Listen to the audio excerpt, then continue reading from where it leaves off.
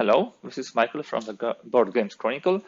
Today I am coming to you with completely new video, which probably you wouldn't expect from me. I'm usually creating the videos about the war games. Today I will be talking about the KeyForge. Why KeyForge? We are in the middle of holiday season, vacation season in Europe, and I was looking for a good games for the travel. I created the whole article about travel war games. You can find the link below. But I was also looking for some fast, quick, and not taking too much space other games outside of the war games type. And I stumbled on KeyForge. One of the colleagues introduced me to this game, and after this one play, I said, okay, I want to get them. What I will be presenting to you today, these are the Polish version. Of course, there are also the English versions of those games. The third and the fifth, let's say, installment in the KeyForge series. But before talking about the details and showing what's the content, maybe a couple of words of introduction to you, colleagues.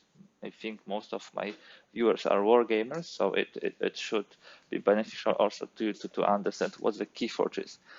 They call it a unique deck game. Yeah, similar to some extent to all those collection card games, but different in some cases. So we play here with the cards.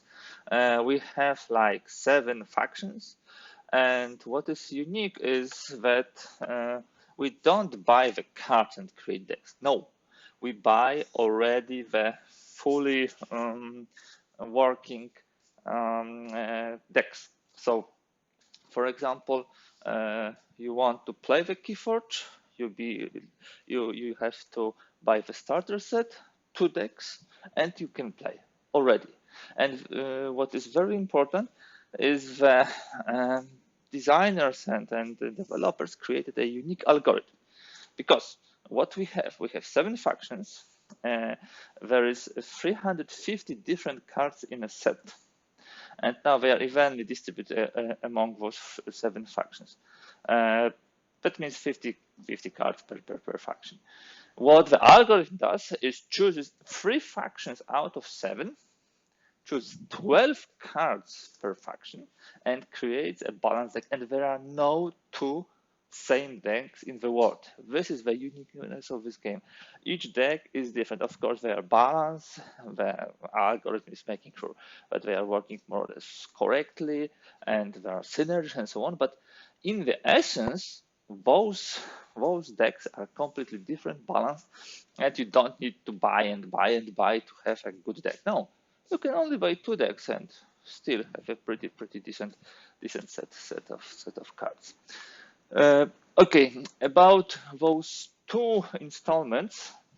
So we have the Worlds Collide. Yeah, this is the Worlds Collide, and this is the Dark Tide.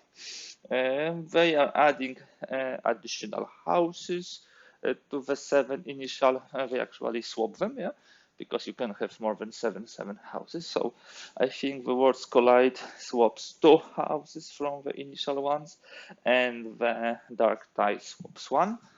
The World Collide also adds some new mechanics. I will not be going into too many details today.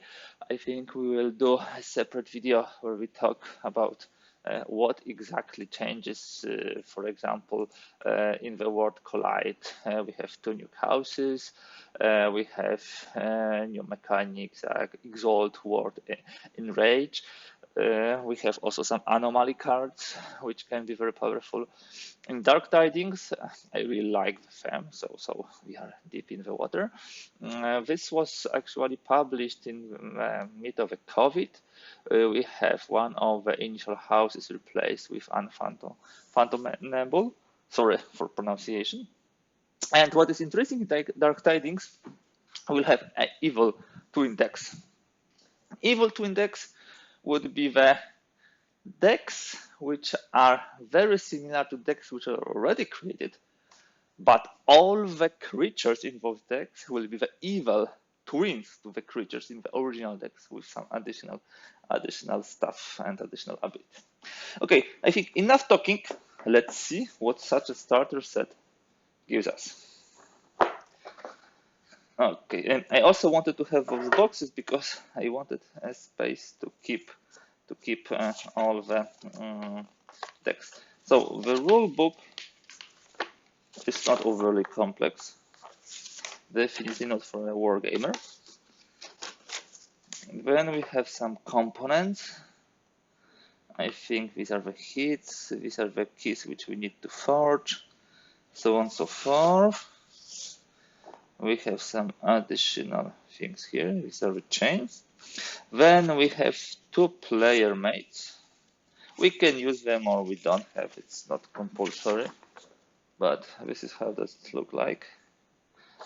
We put the cards here, artifacts here, we have a deck here, look pretty nice. We have second one.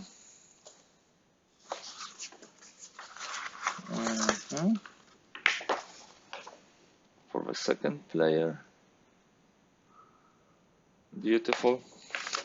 It could be also very useful, but you don't need this to play. And now the most important part, the decks. Yeah, and that's all which we have here. But the decks are the key. So I told you about 7 houses. Here they are, 1, 2, 3, 4, 5, 6, 7. And each deck will have some of them available. Okay, let me just open it. And maybe from this side, yes. Not so easy, but we can do it. Okay, so in the first deck, in the starter set, we have those 3 houses, yeah, out of those 7, and we'll have 12 cards from each of them. You can see exactly which ones here, and you can register your deck in the key vault, so you can play them with the deck. This is Xenia. Okay, Xenia deck, and let me now just open it and show you the card, because that's what we are here for, didn't we?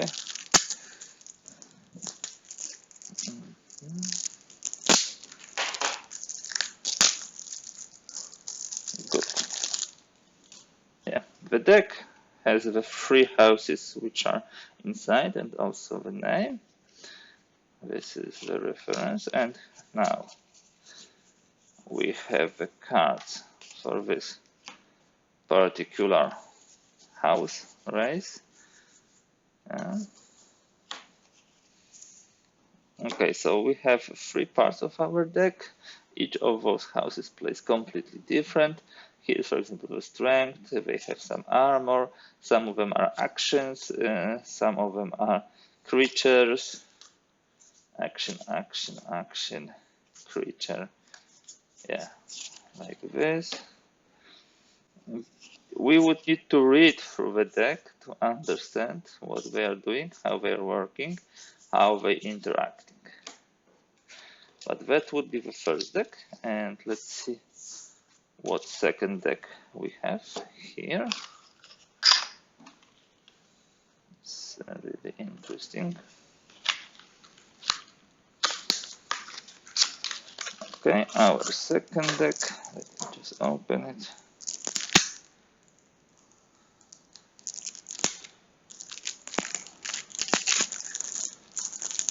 Okay, oh, different, good. In the second deck, we would have those 3 houses, and the good thing is that none of them is repeating, you see? That's really, really nice. So out of 7, we would have 6.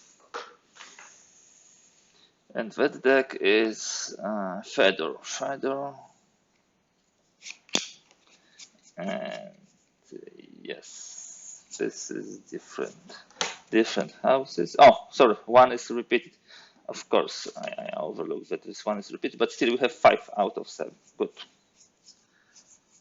But that also push you to look for more sets, to have all the sets there.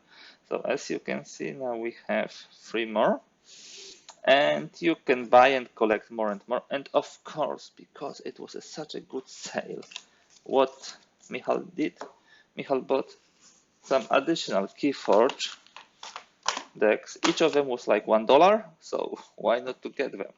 Yeah, I have 6 more decks. I will not be opening them unless I played enough of this initial set.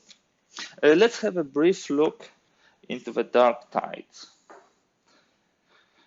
We would have similar starting set here, slightly differently published. Yeah, we have a game. There are some additional mechanics, so you need to really read it before you start playing. Yeah, we would have another starting set of elements. I could probably do with one, but I want to have also the box for the decks. We would have a play later. As I said, these are not compulsory. You can use them, but you don't have to use them.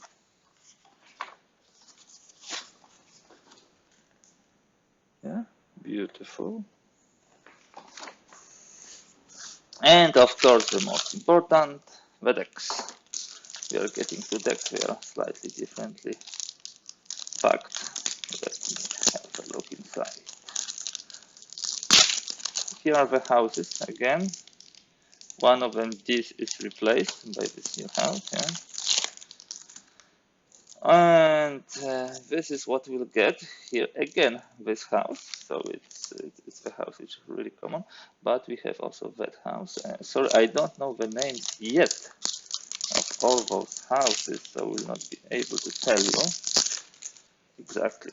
And during the game, we forge those keys. Whoever is first to forge 3 keys wins. In order to forge a key, you need to collect 6 of those elements and be able to use it, and the opponent will do whatever possible to prevent you from this, of course. Okay. So here are our 2 unique decks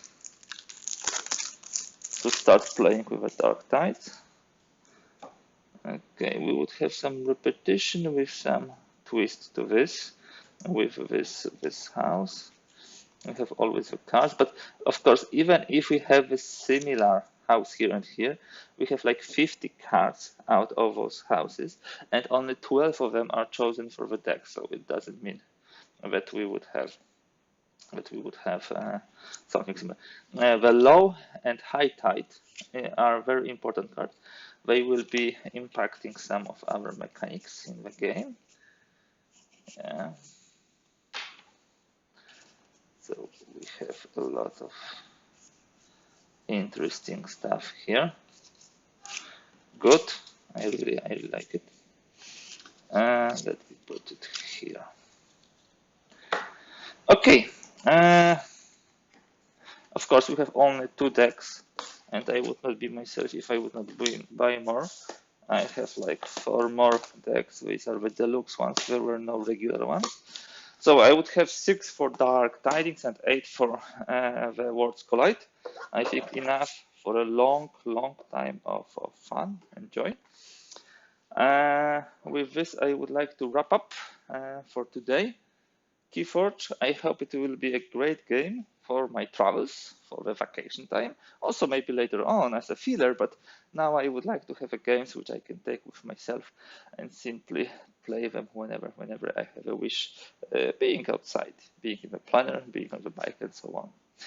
So guys, if you like this video, please give thumbs up. If you like to see more content from this channel, kindly please subscribe. I will wrap up for today. Thank you for being with me, and hear from you in another Board Games Chronicle content. Thank you. Bye.